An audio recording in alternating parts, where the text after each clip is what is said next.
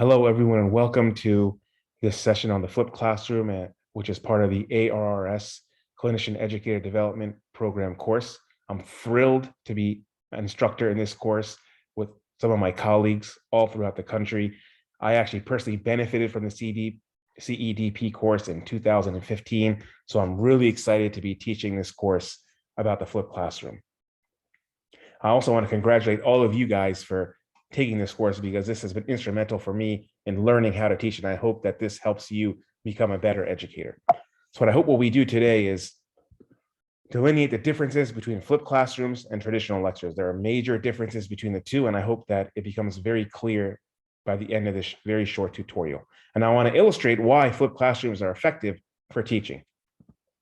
If we take a look at these two pictures, often a picture is worth more than 1,000 words. And I think this is so true when we take a look at these pictures. If we take a look at the left image, which is a traditional lecture, you may remember when you were in college or in medical school, this may be what a traditional lecture looked like. You know, you came in to the lecture hall, not knowing much about a certain topic. The lecturer or your professor teaches you, distills knowledge in you on a specific topic. You then go home, you do some reading, you do some homework, and then you master the topic before a quiz or a test.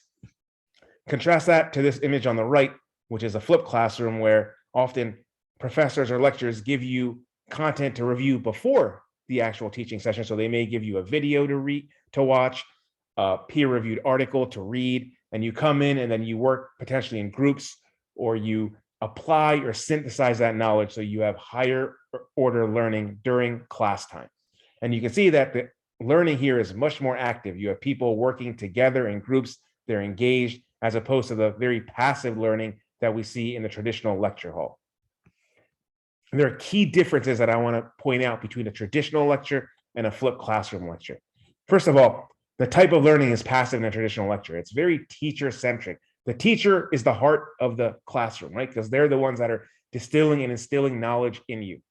Whereas in a flipped classroom, the learning is active, right? The student becomes the center of the class, right? Because the students are working together or they're applying this knowledge in a way that leads to higher order learning.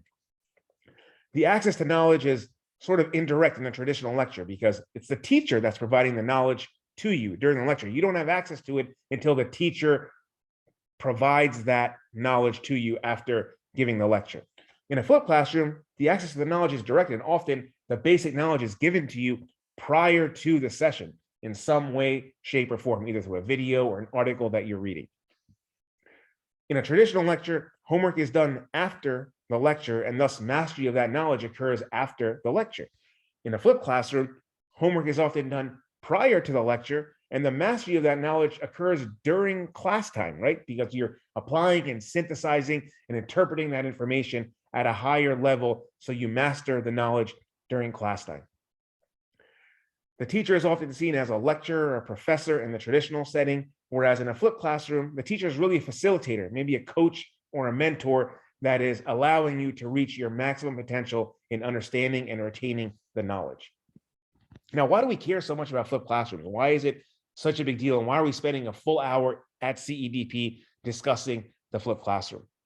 Well, first of all, it increases engagement in learners. Engagement is a super important topic for educators, particularly those teaching the millennial generation and Generation Z learners, because we need to attract their attention. Oftentimes, you'll notice that your residents may be on their iPhones during your lectures. They may be Googling other topics. We really want to be able to capture their attention and motivate them to learn. And this is one great way to do that. Adult learners prefer this type of teaching method. Based on the principles of andragogy or adult learning, you know, your residents and fellows want to be part of the learning process, and a flipped classroom allows them to take an active role in their own learning. This learning is active as opposed to the passive, you know, transfer of information in a lecture hall where you're just taking notes and the lecturer is just teaching at you. Your learners are going to be actively engaged when they're in a flipped classroom. They're going to be working together and they're going to get so much more out of it. Because of this, higher order learning occurs, and studies have shown this increases knowledge retention over large periods of time. And finally, this is very fun. Our students, our residents, our fellows enjoy this type of learning. And I hope that you consider doing this so that they enjoy it. This is some of the literature that exists in radiology on flipped classrooms. There's many articles now, particularly in academic radiology, on flipped classrooms.